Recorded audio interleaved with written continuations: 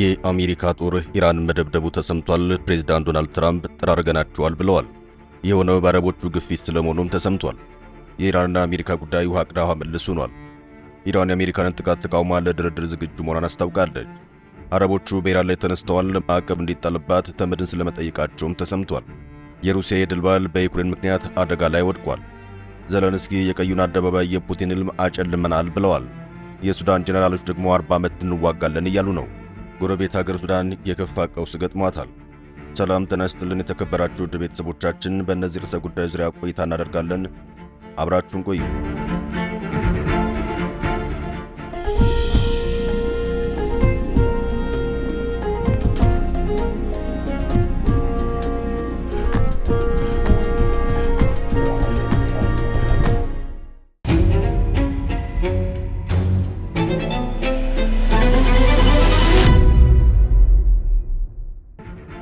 የአሜሪካና ኢራን አዲስ ጦርነት። አሜሪካና ኢራን አንዳቸው በሌላኛቸው ላይ ጥቃት ከፈጸሙ በኋላ ፕሬዝዳንት ዶናልድ ትራምፕ በሁለቱ ሀገራት መካከል የተደረሰውን የተኩስ አቁም አሁንም ተግባራዊ እየተደረገ መሆኑን ተናግረዋል። በተኩስ ልውውጡ ማን ቀድሞ ጥቃት እንደፈጸመ ግን በግልጽ አልተነገረም። የኢራን ከፍተኛ ወታደራዊ አዛዥ አሜሪካ ወደ ሆርሙዝ ሰላጤ የተጠጉ የነበሩ የኢራን ነዳጅ ጫኝና ሌላ መርከብን ኢላማ እንዳደረገች እንዲሁም በተለያዩ ባህር ዳርቻ አካባቢ ላይ የአየር ጥቃት መፈጸሟን ተናግረዋል። አሜሪካ በበኩሏ ወሽመጡ ላይ በሰፈረው ሚሳኤል ተሸካሚ አውዳሚ መርከቧ ላይ ለተፈጸመባት ጥቃት የራስን መከላከል ጥቃቶችን በማድረስ ምላሽ መስጠቷን አስታውቃለች። ሁለቱ ሀገራት ወታደራዊ እርምጃ መውሰዳቸው የተሰማው የኢራን ውጭ ጉዳይ ሚኒስትር አሜሪካ ያቀረበችውን የድርድር ዕቅድ እየተገመገመ መሆኑን በተናገሩ ማግስት ነው። የኢራን መንግሥት መገናኛ ብዙሃን በቅድሚያ ባወጣው ዘገባ በሆርሙዝ ሰላጤ ፍንዳታ መሰማቱን አስታውቆ ነበር። ሁኔታውን ከጠላት ጋር የተደረገ የተኩስ ልውውጥ ሲል ገልጾታል። ሌላ የሀገር ውስጥ መገናኛ ብዙሃን ደግሞ በቴህራን ውስጥ ፍንዳታ መሰማቱን ዘግቧል። ከቆይታ በኋላ መግለጫ ያወጡት ኢራን ከፍተኛ ወታደራዊ አዛዥ በበኩላቸው አሜሪካ በፈጸመቻቸው የአየር ጥቃቶች ባንዳር ሐሚር፣ ሲሪክና ቃሽም ደሴት መመታታቸውን አስታውቀዋል። ኢራን ወዲያውኑ የአሜሪካ የጦር መርከብን በመምታት ምላሽ እንደሰጠች፣ በዚህም ከፍተኛ ጉዳት ማድረሷን ገልጸዋል። አሜሪካ የተኩስ አቁም ጥሰት ፈጽማለች ሲሉም ከሰዋል። የአሜሪካ ማዕከላዊ ሴንቲኮም የኢራን ጥቃቶች ትንኮሳ ሳይኖር የተፈጸመ በማለት ገልጿቸዋል። የኢራን ኃይሎች በሰርጡ እያለፈ በነበረ የአሜሪካ አውዳሚ የጦር መርከብ ላይ በርካታ ሚሳኤሎች፣ ድሮኖችና አነስተኛ ጀልባዎችን ማሰማራታቸውን አስታውቋል።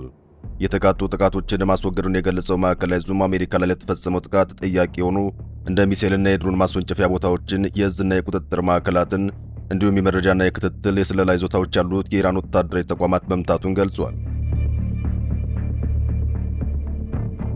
ማዕከላዊ ዙ ውጥረቱ እንዲባባስ አይፈልግም፣ ነገር ግን የአሜሪካ ኃይሎች ለመጠበቅ በተጠንቀቅና በዝግጁነት ላይ ይገኛሉ ሲልም በመግለጫው ጠቅሷል።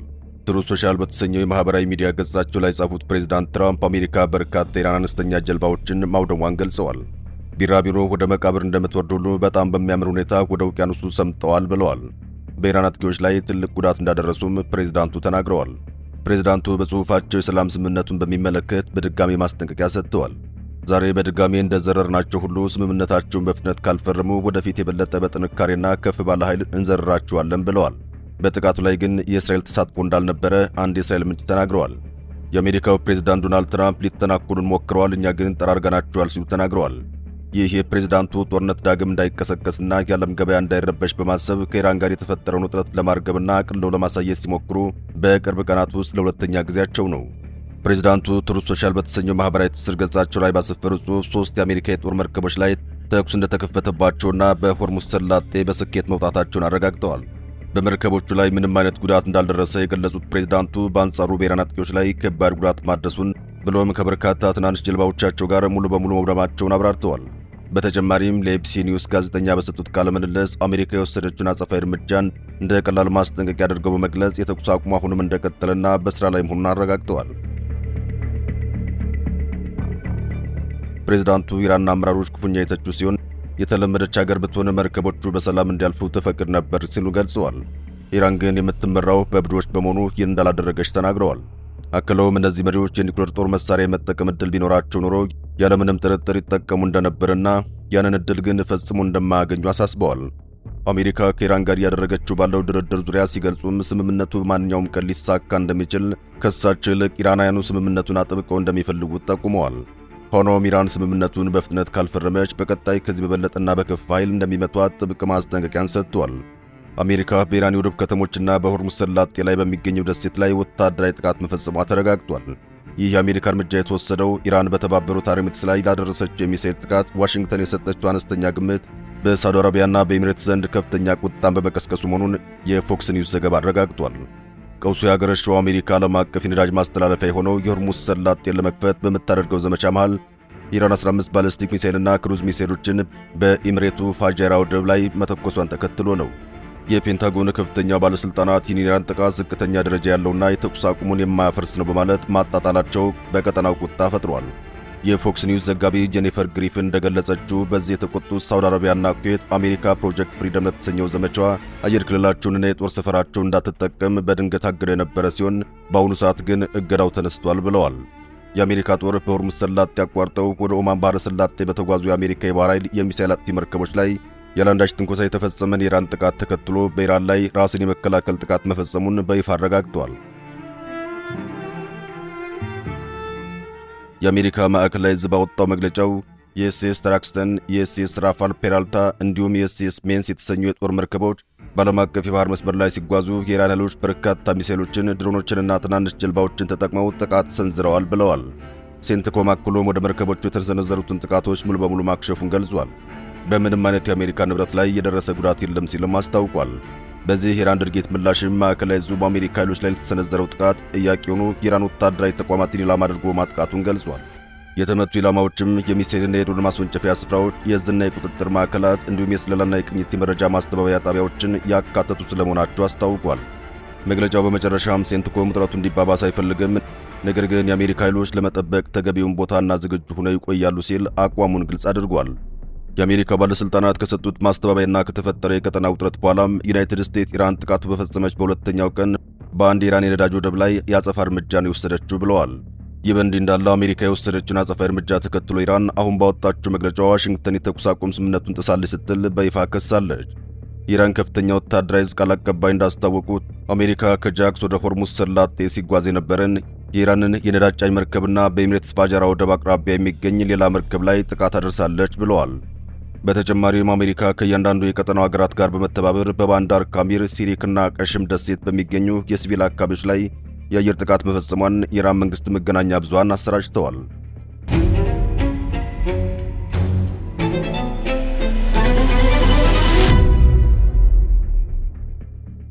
የባህረ ሰላጤው ሀገራት በኢራን ላይ መነሳት። የባህረ ሰላጤው ሀገራት በኢራን ላይ ጠንካራ ማዕቀብ እንዲጣል የሚጠይቅ የውሳኔ ሐሳብ ለተመድ ማቅረባቸው ተሰምቷል። የባህረ ሰላጤው ሀገራት በሆርሙዝ ሰላጤ የመርከብ ደህንነት ስጋትን ለመቅረፍ የተባበሩት መንግስታት ድርጅት ጣልቃ ገብቶ አስፈላጊውን እርምጃ እንዲወስድ ጥሪያቸውን አቅርበዋል። የቀረበው ውሳኔ ሐሳብ ኢራን በዓለም አቀፍ የንግድ መርከቦች ላይ የምታደርሰውን ጥቃት ካላቆመችና የጣለችውን ህገወጥ ቀረጥ ካላነሳች እንዲሁም የቀበረቻቸውን የባህር ውስጥ ፈንጂዎች ያሉበትን ቦታ ይፋ ካላደረገች ጠንካራ ማዕቀብ እንዲጣልባትና ሌሎች እርምጃዎች እንዲወሰዱባት ይጠይቃል። የኳታር፣ የባህሬንና የተባበሩት አረብ ኤሚሬትስ ከፍተኛ ዲፕሎማቶች በፋርስ ባህረ ሰላጤ የንግድ እንቅስቃሴ ከጦርነቱ በፊት ወደ ነበረው መመለስ እንዳለበት አጽንኦት ሰጥተዋል። አሜሪካ የቀረበውን የውሳኔ ሐሳብ በመደገፍ የባህር ላይ ንግድ ነጻነት መከበር እንዳለበት ስታሳስብ፣ ኢራን በበኩሏ ለአካባቢው አለመረጋጋትና ለተፈጠረው ግጭት የአሜሪካን ወታደራዊ እንቅስቃሴ ተጠያቂ አድርጋለች። ኢራን በሳውዲ አረቢያ፣ በተባበሩት አረብ ኤሚሬትስ፣ በኳታርና በኩዌት የነዳጅ ማጣሪያና መሠረተ ልማቶች ላይ ያነጣጠረ ስልታዊ የድሮንና የባለስቲክ ሚሳኤል ጥቃቶችን ሰንዝራለች። የባህረ ሰላጤው ሀገራት እነዚህን ጥቃቶችን የሉዓላዊነት ጥሰት መሆናቸውን በመግለጽ በቀጠና የክልሉን ደህንነት በሚወስኑ ሁኔታዎች ላይ ድምጻቸው ሊሰማ እንደሚገባ አስታውቀዋል። ኢራን ለቀጠናው አለመረጋጋት ተጠያቂ መሆኗንና የኃይል ድርጊት በአፋጣኝ መቆም እንዳለበት አሳስበዋል። ሁሉም ሀገራት በተባበሩት መንግስታት ድርጅት የጸጥታው ምክር ቤት ውሳኔ 2817/2026 መሠረት ኢራን በተላላኪ ኃይሎች አማካኝነት የምታደርሰውን ጥቃት እንድታቆም በአንድ ድምፅ ጠይቀዋል። ሳውዲ አረቢያና የተባበሩት አረብ ኤሚሬትስ ጥቃቱ በጽኑ ሲያወግዙ፣ ኦማንና ኳታር ደግሞ የተለየ ዲፕሎማሲ አቀራረብ ሊከተሉ እንደሚችሉ ተጠቁሟል። ፕሬዚዳንት ዶናልድ ትራምፕ ከእስራኤል ጋር በመሆን በኢራን ላይ የሚሰነዝሩት የአየር ላይ ጥቃት በታቀደለት የጊዜ ሰሌዳ እየሄደ መሆኑን በገለጹበት በዚህ ወቅት የባህረ ሰላጤው መንግስታት ከፍተኛ ስጋት አድሮባቸዋል። ከጦርነቱ በኋላ በሚፈጠረው አዲስ የቀጠና ካርታ ላይ የራሳቸውን ድርሻ እንዲኖር ይፈልጋሉ። የሆርሙዝ ሰላጤ የንግድ እንቅስቃሴ በኢራን ቁጥጥር ስር እንዳይወድቅና የዓለም የነዳጅ ገበያ እንዳይታወክም ጥብቅ ክትትል እያደረጉ ይገኛል። የባህረ ሰላጤው ሀገራት ራሳቸውን የመከላከል ህጋዊ መብት እንዳላቸው በማረጋገጥ ዓለም አቀፉ ማህበረሰብ በኢራን ላይ ጥብቅና የተባበረ መልእክት እንዲያስተላልፍ ጥሪያቸውን አቅርበዋል።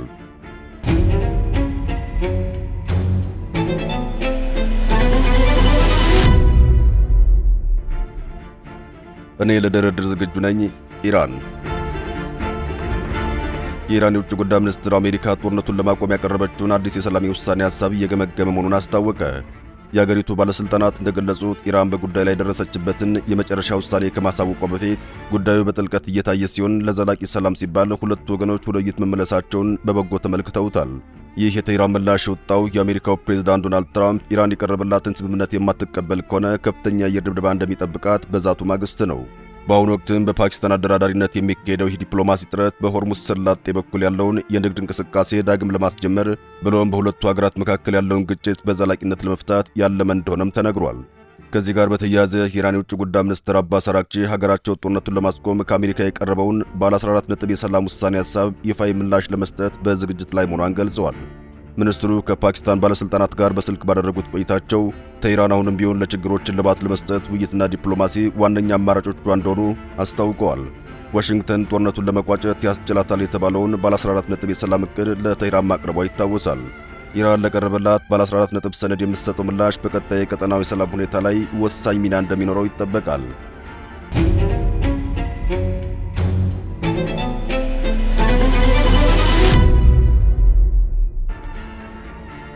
ዩክሬን እንደፎከረችው አደረገችው። የሩሲያን የድል ቀን ማስተጓጎላን ቀጥላለች።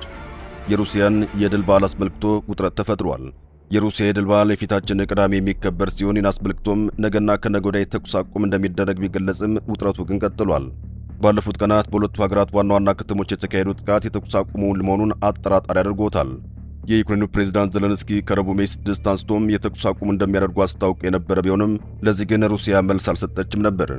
በመሆኑም ሁለቱ ሀገራት ጥቃት መሰንዘራቸውን የቀጠሉ ሲሆን የክሬምሊን ቃል አቀባይ ዲሚትሪ ፔስኮቭ በዛሬው መግለጫቸው የተኩስ አቁሙ አርብና ቅዳሜ ማለትም ሜይ 8 እና 9 መሆኑን ገልጸዋል። ከደህንነት ስጋት አኳያ በሞስኮ ይከናወን የነበረውን ወታደራዊ ትርኢትም እንደ ወትሮ በቀይ አደባባይ እንደማይደረግ ገልጸው ትርኢቱ ሱሮቭ በተሰኘ ወታደራዊ ትምህርት ቤት እንደሚደረግ አስታውቀዋል። እንዲሁም የጦር መሳሪያ ትርኢቱ በኦንላይን የሚቀርብ መሆኑን ገልጸዋል። ከወደ ሞስኮ ለቀረበው የተኩስ አቁም ጥሪ ፕሬዝዳንት ዘለንስኪ በሰጡት ምላሽ እያንዳንዱ ቀን ለሩሲያ ይህን ጦርነት ለማቆም እድል የሚፈጥር ነው፣ ለወታደራዊ ትርኢት ብቻ የእኛን ፈቃድ ለሰዓታት መጠቀም ምንም ዋጋ የለውም በማለት የገለጹ ሲሆን ይህም የተኩስ አቁሙን ጥርጣሬ ውስጥ እንዲገባ አድርጎታል። በሁለተኛ ዓለም ጦርነት ወቅት 27 ሚሊዮን የሶቪየት ኅብረት ዜጎች ሕይወታቸውን ያጡ ሲሆን ሩሲያውያንም ይህን አጋጣሚ ታላቁ የአርበኝነት ጦርነት በማለት ይጠሩታል። ሩሲያውያን ሞስኮ በሚገኘው ቀዩ አደባባይና ሌሎች ከተሞች በጎዳናዎች መሰብሰብ ወታደራዊ ትዕይንቶችን በመታደም ያከብሩታል። ይህ ቀን 1945 ላይ ሩሲያ በናዚ ወታደሮች ድል የተቀዳጀችበትን ለመዘከር እንደሆነ ይታወቃል። በዓሉም በየዓመቱ ትልቅ ትዕይንቶችን እያስተናገደ መጥቷል። በናዚ ጦርነት አውሮፓን ነፃ ለማውጣት በሚል ነበር የሶቪየት ወታደሮች ጦርነት የዘመቱት። የሩሲያ ባለሥልጣናት የዩክሬን የድሮን ጥቃቶችን ለመከላከል በሚል ከሚከበር የድል ቀን ማስቀድሞም በዋና ከተማ ሞስኮ የሞባይል ኢንተርኔት አገልግሎት እንዲቋረጥ ትዕዛዝ አስተላልፈዋል የተባለው ይህ ድንገተኛ የደህንነት እርምጃ በከተማዋ የባንክ፣ የትራንስፖርትና ሌሎች የዲጂታል አገልግሎቶች ላይ ከፍተኛ መስተጓጎል አስከትሏል። የክሬምሊን ቃል አቀባይ እርምጃው አስፈላጊ የጥንቃቄ እርምጃ መሆኑን ገልጸው በዓመተ የናዚ ጀርመን ድል መታሰቢያው ዘመን ሊሰነዘሩ የሚችሉ የአየር ጥቃቶችን ለማክሸፍ የታለመ መሆኑን አረጋግጠዋል። የኢንተርኔት መቆራረጡ በሞስኮ ነዋሪዎች የዕለት ተዕለት እንቅስቃሴ ላይ ያሳደረው ተጽዕኖም ከፍተኛ ሆኗል። ዘገባዎች እንደሚያመላክቱት የፋይናንስ ተቋማት የአገሪቱ ግዙፍ የፋይናንስ ተቋም ሰበር ባንክን በዲጂታል የክፍያ ስርዓቶችና በመልእክት መለዋወጫ መተግበሪያዎች ላይ ችግሮች ሊያጋጥሙ እንደሚችሉ ለደንበኞቹ ማስጠንቀቂያ ሰጥቷል። በሩሲያ ቀዳሚ የቴክኖሎጂ ኩባንያ የሆነው ያንዴክስ የኢንተርኔት መቋረጥ በታክሲ ጥሪ አገልግሎት ላይ የቴክኒክ ብልሽት መፍጠሩና አገልግሎቱን ለማግኘት አዳጋች መሆኑን አስታውቋል። በሞስኮ የተለያዩ አውራጃዎች የሚገኙ የዜና ወኪሎች የሞባይል ዳታ አገልግሎት ሙሉ በሙሉ መቋረጡን የገለጹ ሲሆን መደበኛ የድምፅ ጥሪ ግን በአሁኑ ወቅት እየሰራ መሆኑን አስታውቀዋል። የዘንድሮ የሩሲያ የድል በዓል ከዩክሬን ጋር 4 ዓመታት በዘለቀው መጠነ ሰፊ ጦርነት ምክንያት ከወትሮ በተለየ የተቀነሰና ጥብቅ ጥበቃ የሚደረግበት ሆኗል። ዩክሬን በቅርብ ሳምንታት ውስጥ በሩሲያ ጥልቅ ግዛቶች በኃይል ማመንጫዎችና በጦር ማዕከላት ላይ ድንገተኛ የድሮን ጥቃቶችን መሰንዘሯ የሩሲያን የደህንነት መዋቅር ለከፍተኛ ጥንቃቄ ዳርጎታል። ባለሥልጣናቱም የሞባይል ኢንተርኔት አገልግሎት በመቋረጥ የዩክሬን ሰው አልባ አውሮፕላኖች ማለትም ድሮኖች የሚጠቀሙባቸውን የጂፒኤስ እና ሌሎች የሳተላይት መገናኛ ዘዴዎችን በማደናቀፍ ጥቃቶችን ለመቀልበስ አልመዋል። በሌላ በኩል የክሬምሊን ተቃዋሚዎችን እርምጃ መንግሥት በሕዝብ ላይ ያለውን ቁጥጥር ይበልጥ ለማጥበቅ የተጠቀመበት ዘዴ ነው ሲሉም ተችተዋል። ሆኖም የመንግሥት ጸጥታ አካላት ውሳኔው ከወታደራዊ ደህንነት ጋር ብቻ የተያያዘ መሆኑን አጥብቀው ይከራከራሉ። ይህ የኢንተርኔት እገዳም እስከ ድል በዓል ፍጻሜ ድረስ ሊቀጥል እንደሚችል የሚገመት ሲሆን ይህም በሩሲያ የቴክኖሎጂና የንግድ ዘርፍ ላይ ተጨማሪ ኪሳራ ሊያስከትል እንደሚችል ተሰግቷል።